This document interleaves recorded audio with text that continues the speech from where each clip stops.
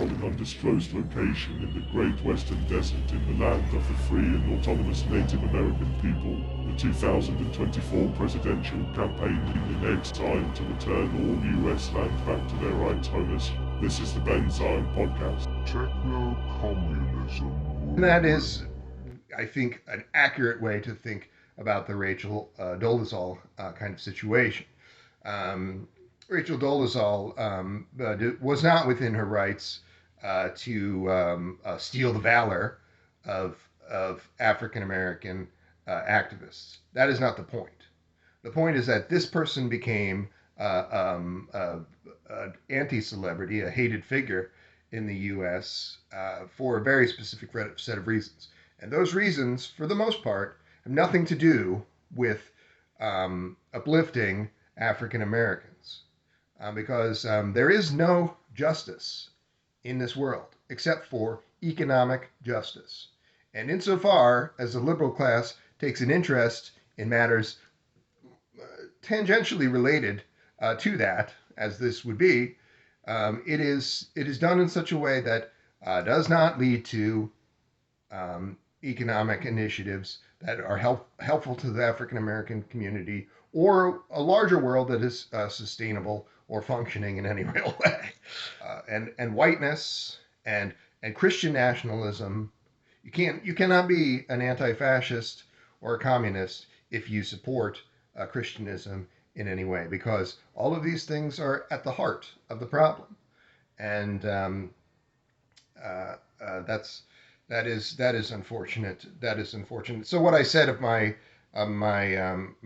this person of my acquaintance who was criticizing, if you're a communist, you're right to criticize anarchists, and you should be a communist, and you should not be an anarchist or any other capitalist class puppet.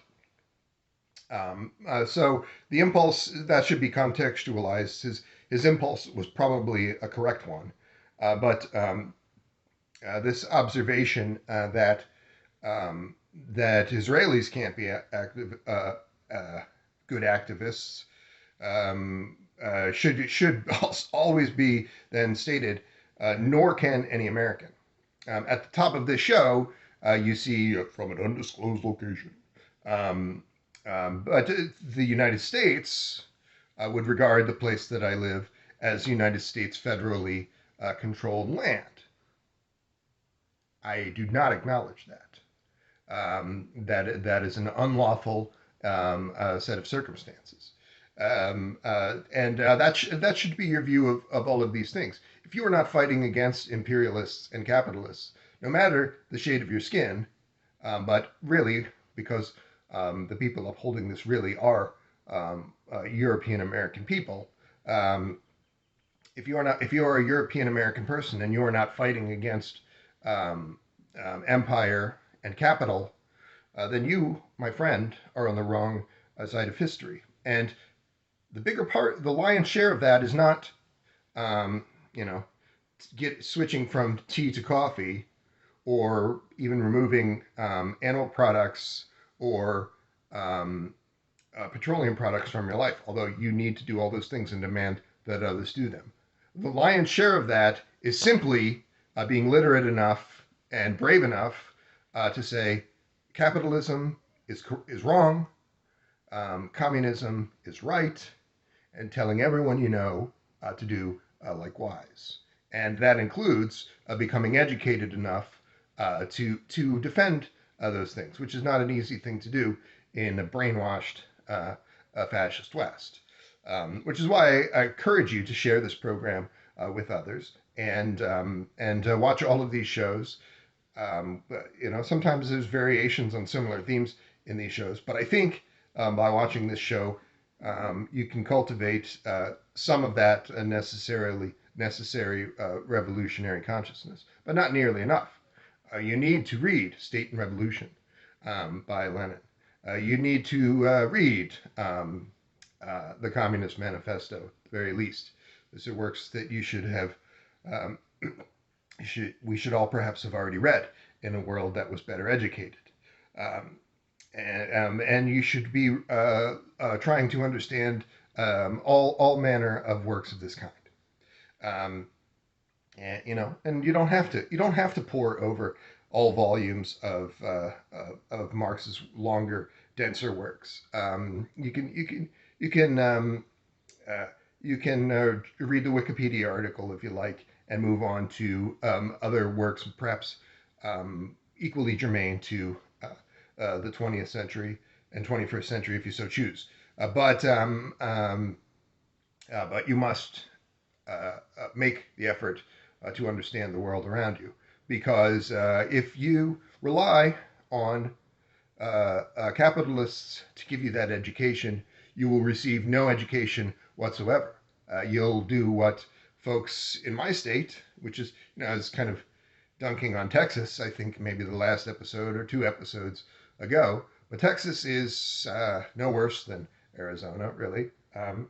Everyone in the vicinity of the city that I live closest to is very excited about the Super Bowl coming to Glendale, and that's to them that's as a historic moment and of of great importance.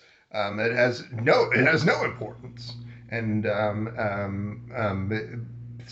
if you rely on the capitalist class to teach you about the world around you, you'll learn about Marvel movies, and you'll learn about football players, and you'll learn nothing of relevance about protecting your own life from what is to come, the environmental devastation of the fascist West, and so forth. Um, Back to our good friend James Felton. Um, there is no reason to believe artificial intelligence would require AI to simulate a big electro brain. That's the little infographic, and then there's a glowy brain with little electrodes coming out of it, kind of thing that is common art among these sort of things. I'm pretty sure that I've used that image once or twice in my I almost. So if you see Benzion art, and sometimes you'll see a little guy that looks kind of like this, but made of brass, and then you'll see within it Jesus Christ. You'll see a variation on the hammer and sickle that includes a little protractor. That is quite similar to a few maps of a few flags, and that little brass image is of course the German Democratic Republic's flag. So I incorporated two real physical objects, a brass Ouroboros and a brass GDR pin, into this kind of signature that I put on some of these infographics and so forth. So if you ever see this little snake guy and this little triangle thing, that's not a Masonic symbol or Antichrist symbol. that's that's an incorporation of two more mundane symbols that represent a techno-communist worldview. Um, and So I probably have used this little brain guy before, but all of those other works, for the most part, if you're seeing something that's not picture of Star Trek that I made, and it's probably AI art that has been then graphic designed to some degree. Some of those are just literally just AI arts that have very little design to them, but there's there's about 10 different apps that I use on my phone to kind of generate and then clean up, alter, or design AI art generated works. So this has kind of become something that I like to do over the last year, and I suppose it's I like to think that it's becoming something that I'm good at, but that's again, I made brief mention of this the intellectual dark web circle and other tech bloggers. So one of these people is a guy named Lex Friedman, who is a hardline fascist. But he says, "Oh, I'm a nice guy," but he's not a nice guy. But how do you get to be a tech influencer? Well, you basically have to take that briefcase from Peter Thiel. Here's $100,000. You can stick to these techno-fascist talking points, right? If you do that, and if you're somebody like Joe Rogan or Lex Friedman, who is already knows people like that, or who cozies up to people like that, then boom, suddenly you have 2 million followers. Not suddenly, but then you are in a position to have acquire 2 million followers and um, become become a great success. But those people are on the wrong side of history, right?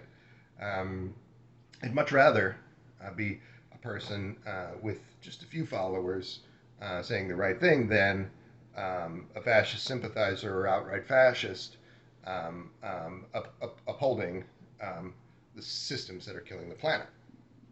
And that's who most technologists are.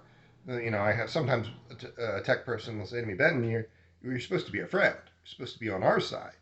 Why are you saying these things? Um, I'm on the side of humanity, buddy. You're on the wrong side of history. So this article is on the idea that the artificial intelligence singularity would be defined by computing power, uh, quantifiable computing power that is equal to that of human intelligence. Which again, the goalposts will keep getting moved and have already been moved on this a few times. The Turing test has already been passed effectively by some people's estimation. By others, it's nowhere near. But the benchmarks kind of are ever shifting in this, such that many people one criticism, legitimate criticism of people who talk about artificial intelligence singularity is just as things change, people will continue to push this forward and forward, which is itself a disconcerting effect. Um, like a lot of these things, maybe suggestive of more of kind of a sideshow than something very much to do with creating new institutions. Um, one of the things that's talked about in this article is the idea that the skills and ability to emulate human beings in everyday systems, chatbots, ChatGPT, would be an indicator that the technological singularity is at hand. That's essentially the thesis of these are the central ideas of Mr. Felton's piece here. And I take exception to that, as I've said on this show. Um, the anthropomorphizing of systems is not terribly interesting. What is interesting about systems is what is their power, and how is that being used to make a better world? And for the most part, their power is being squandered. Um, what is the purpose of an economy in the U.S. or the West when that economy only serves imperialist interests and destructive interests, very much for the most part? Um, and why would technologists, people like this odious person, Zoltan Isfin, the founder of the Transhumanist Party, I was the second person who was nominated to be the Transhumanist Party candidate. He was the first, but he nominated himself when there was 20 people in that organization, and he was just a kind of dictator of it. And then that organization began to transition into something a little more traditional policy club. And at that point, they had an open election, and I got an email that said, "Do you want to participate in our open election?" And I said, "Sure." And then we're off to the races. Um, um, and that election was, between I think a total of 11 persons all told. All of whom really were better known than myself. Some of whom were persons of some influence in tech circles. But the fact that I kind of defeated them all um, was mostly down to the fact that I had a platform. I came up with something called the Futurist New Deal, which had a couple of things. I'm not going to talk about basic income, but it was a policy platform where these other people have, these people who are CIA assets, they have little interest in policy. They only have interest in protecting State Department. And people in this larger sphere of influence, the people who call themselves transhumanists, they don't think in those terms either. And that's basically, I could say some of these people may or may not be literal CIA assets. I know at least one of those 11 people literally worked for a three-letter agency, and I could say probably two others of those 11 people almost certainly did at some point in their life and continue to operate in that capacity. But so why does just stupid Ben Zion, a guy who would wear a snake hat, why would Ben Zion be able to beat these people? Well, they're just idiots.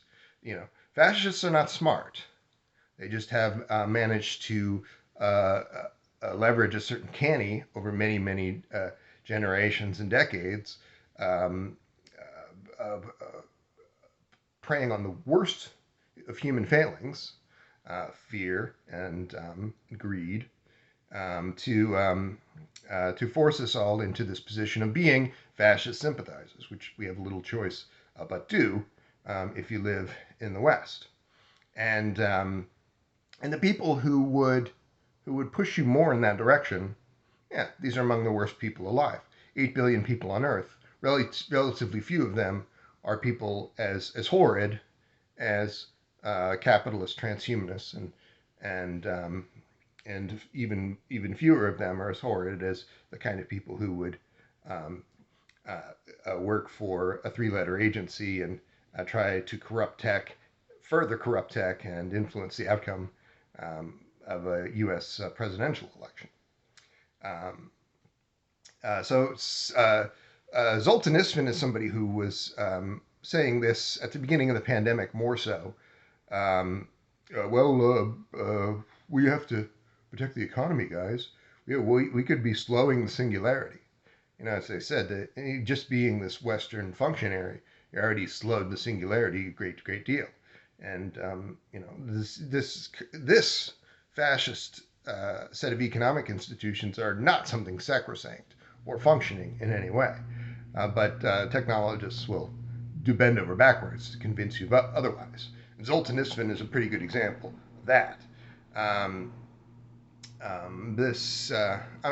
said I'm not going to call people out by name. Maybe I'll resist the urge to call out smaller accounts. Somebody like this. Well, there you go. Felton acknowledges this kind of failing in our thinking. The term singularity, he says, appears to mean on par with humans, because this is a weasel word of tech, right? The term itself originates in another discipline and concept that's not all that closely related, except that it describes an explosive kind of a set of circumstances. The problem of technology being out of control and irreversible is a term that he uses in describing the singularity. Again, from the perspective, when you mention the Roko's basilisk thought experiment, that I will again briefly describe. Roko's basilisk is a thought experiment wherein technology and particularly advanced algorithms have grown to such a degree that there is possibly an artificial intelligence singleton or a set of institutions of that strength. Very intelligent, very intelligent AI going on in that circumstance, and so much so that it has the kind of knowledge that is starting to exist. You can say that organizations like Amazon and Facebook and others, many others, represent an almost a cataloging of all the human beings on Earth. So in this future, all the human beings on Earth are now well understood to such a degree that you could say it knows everything you've ever done. Sort of like Robot Santa on Futurama, if you want to call back Futurama. And it is quite like Robot Santa because If in Futurama, Robot Santa shows up once a year for 1 day and punishes people for small infractions with horrid violence, and that is more or less the concept of Rocco's Basilisk in the popular imagination. I try to push back against that because I think that this idea could have some fine tuning there.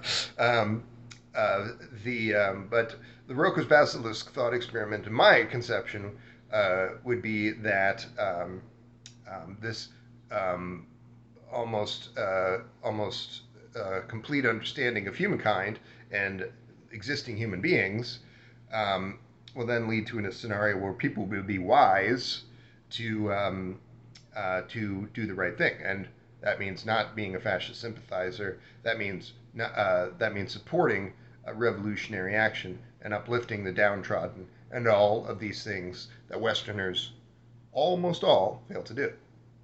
Um, and so, but if you ask a Marxist, is Rocco's Basilisk scary? They say no, because I have no guilt. I am trying to do the right thing. Now, unfortunately, not enough Westerners are in a position to be computer scientists, and very few Marxists are computer scientists. So, in that one narrow sense, they're not directly supporting the creation of superintelligence. But they are more on the right side of history in every other way than even very, very skilled computer scientists, for the most part, who are pursuing artificial superintelligence. Um, uh, so, so this is a reflection of people's guilt. So when you say, when James Felton says technological growth is going to be out of control and irreversible, I mean, I don't really know even what reversible, irreversible should mean in this context. But it's clear that we're talking about something that's an existential risk to humanity potentially in the next decade or two. Um, and the you know what people James Felton is not, presumably not, revolutionary communist or techno-communist. So is he also reflecting his guilt in the way that people of the capitalist class do when they pine about and opine on Rocco's Basilisk? Yeah, it's quite likely that's the case. um, so that this is why you shouldn't really use the word, just like you shouldn't really use the word white, but it's impossible, right? The grammar is not constructed in such a way, but you can at least then say the things that I've said about the vileness of white nationalism and the institutions that this identity upholds, and that's its only function. Okay, there's no white people. There is the oppression of others. If there were white people, the Chinese would be included among them, right? They're light-skinned folks, lighter skinned than you or I, perhaps. And you can say, well, that you're not recognizing legitimate cultural things. Okay, yeah, there are oppressed peoples who have a right to have an identity. That's a kind of whataboutism that people like to then say, well, what about those guys? Okay, yeah, those guys are not bad, but you are bad.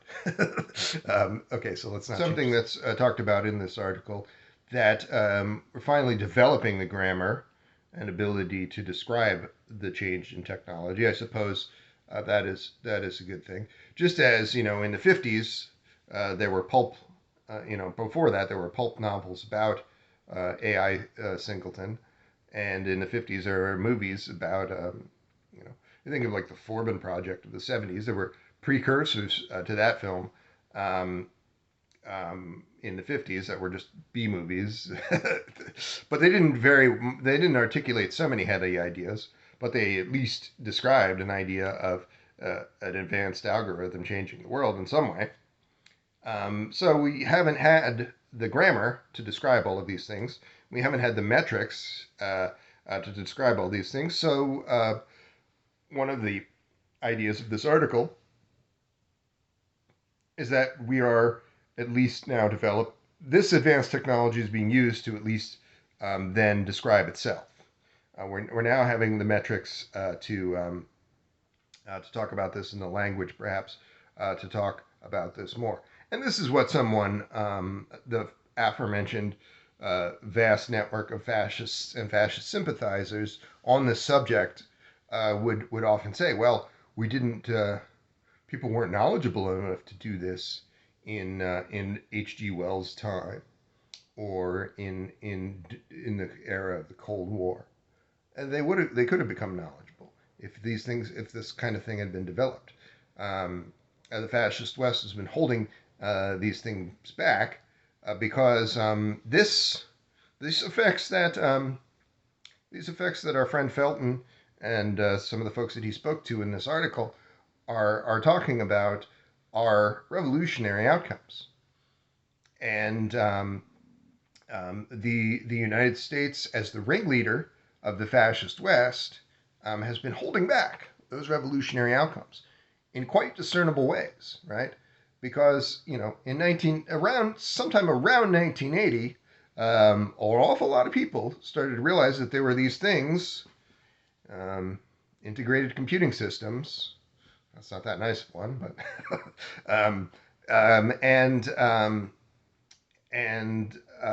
that they could be networked to each other, and then a great number of human beings on each of those points of access, connecting to one another, that could change the way that human beings were interacting, organizing, and arranging their affairs. And they realized that if that happened in a world where there were socialist powers in the West, the USSR being West adjacent, that could topple the fascist mechanisms that existed in the West, and topple that dominance.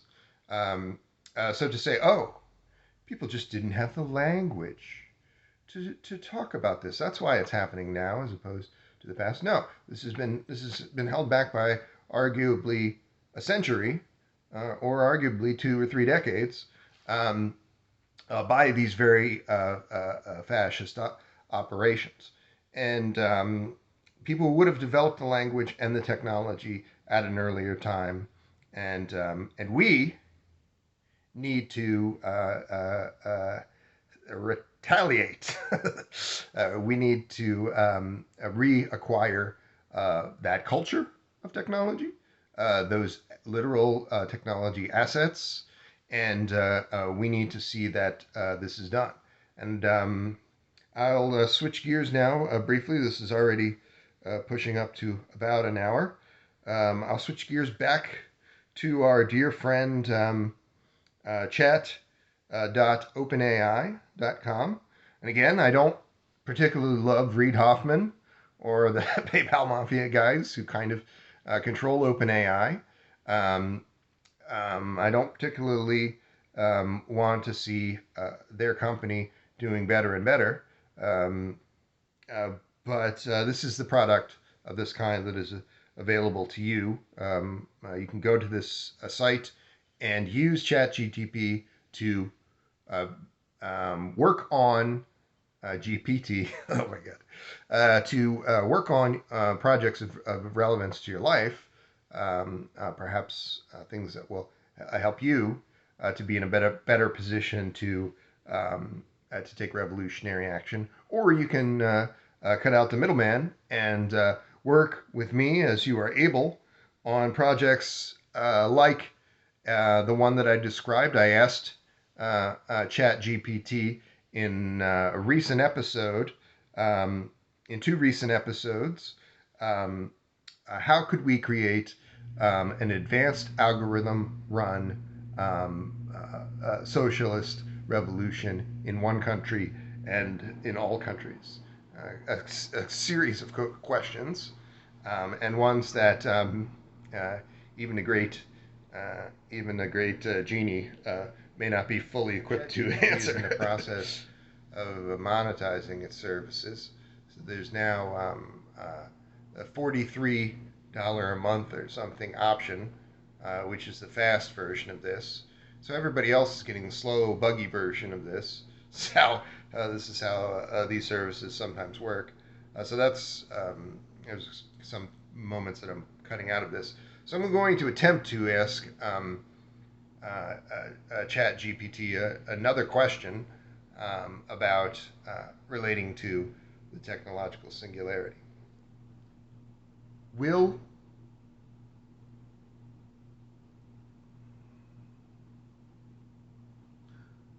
AI lead to a technological singularity? And will that lead to a world revolution or a communist revolution?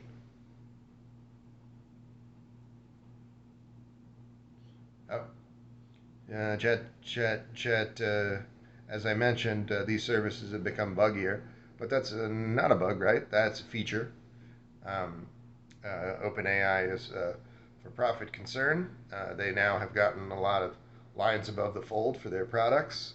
So now they're trying to figure out how to make money from this. And that mostly includes making people pay for a high-end service, quite high-end service, and everyone else, there's not going to work. The general site, it says ChatGPT is at capacity right now. So does that mean that they're really at capacity? That a lot of people are using this site, perhaps more than they would have anticipated. That is a very real possibility. But as I mentioned, they're also in the process of monetizing this service, which means that the folks that are paying $43 a month are not at capacity, but Ben Zion, who doesn't have $43 a month to spend on going out for lunch, is not able to access those services. Welcome to life. We're back in business. Will AI lead to a technological singularity, and will that lead to a world revolution or communist revolution?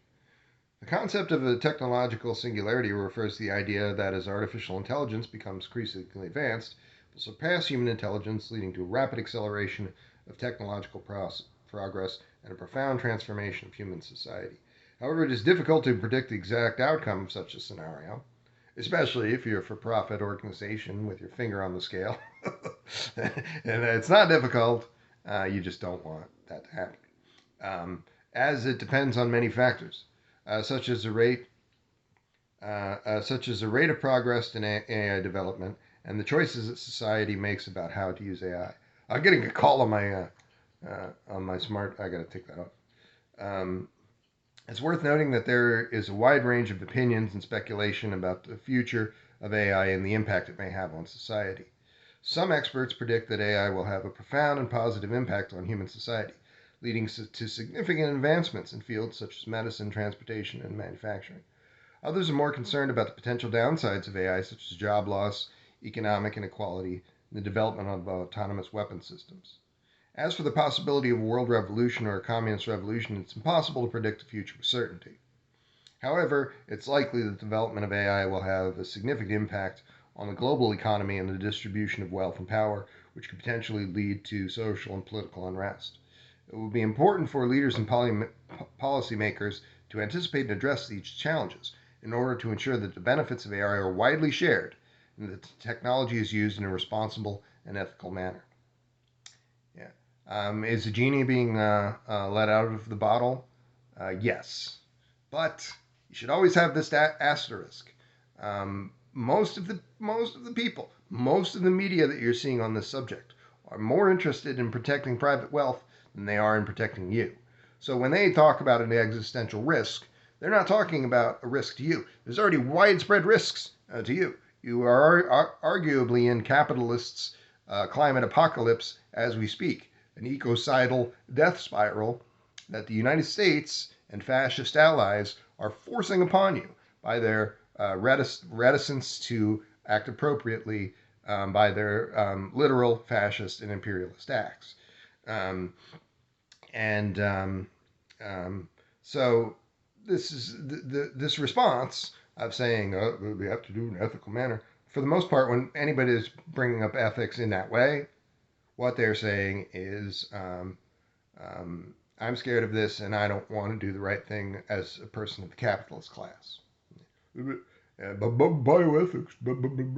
There's a lot of people like this. AI ethics. These are just bobbleheads um, regurgitating State Department approved lines, trying to gatekeep for the most part and control narratives around technology to make them more fascist friendly. That's almost every single technologist that you will meet, even the people who call themselves techno-socialists. A few years ago, when I started to become acquainted with folks like Zoltan Isfin, it was commonplace, and admittedly, even among I guilty of this to some degree. It was far more commonplace to describe yourself as a capitalist than it is today for technologists. So some of these people now call themselves techno-socialists, but they have no interest in doing the basic work of socialists, which is building a socialist state, which is for the people and by the people. That is what socialism is. And they have no interest in abolishing private wealth, the two most essential things in socialism. So they're more or less just anarcho-capitalists who recognize that it's not popular to be anarcho-capitalists. It's an incomprehensible set of ideas. You cannot be against institutions of this kind and call yourself a capitalist. Capitalism requires a capitalist-friendly state to enforce private wealth institutions, private property laws, which are specifically, it's not your toothbrush. It's capital being in the hands of a wealthy class of folks, and so you cannot be an anarcho-capitalist because a stateless society could not possibly have capitalist institutions. And moreover, if a socialist society can also not possibly have capitalist institutions. That's why it's important to recognize these two essential ideas of what a socialist state is. A socialist state has a socialist government, a constitution that describes that this is a planned economy, and planned economies are better, and all of those kinds of ideas. And also, so you can't. Bernie Sanders, right, is a democratic socialist. This word is an oxymoron because socialism is inherently democratic. A government run by the people and for the people, which is what socialism is and what communism is, already has these features. So this is liberal double talk to say I'm a democratic socialist. Now, people will rightly say that they can see democratic socialism as a transition to a more fully realized socialism, then transitioning to the more fully realized communist state, and so forth and so forth, and the withering of class and the withering of government institutions ultimately. The communist endgame is the anarchist endgame. Anarchists are disruptors of that, saying that no institution can exist in any form in the meantime, which then, you can't have a civilization. You have to have a public health service. You have to have basic things. And no anarcho-capitalist comes anywhere near doing those things. And no anarchist does either.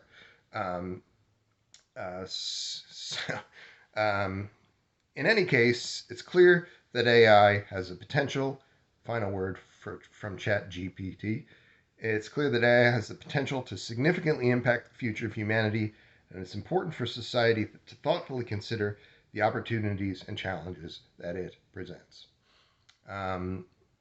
It's kind of, you get this kind of same boilerplate. The more interesting, according to Ben Zion, the more interesting questions that you ask the AI, the more it will say, is that ethical?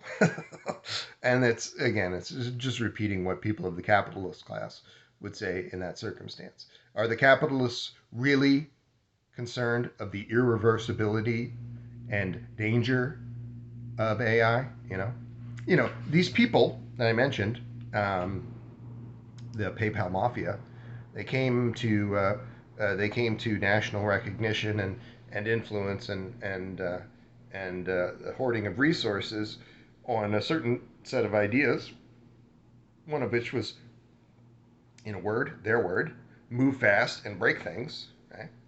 Now that they are mega millionaires, all and mega billionaires, for the most part, many of them are very, very wealthy people.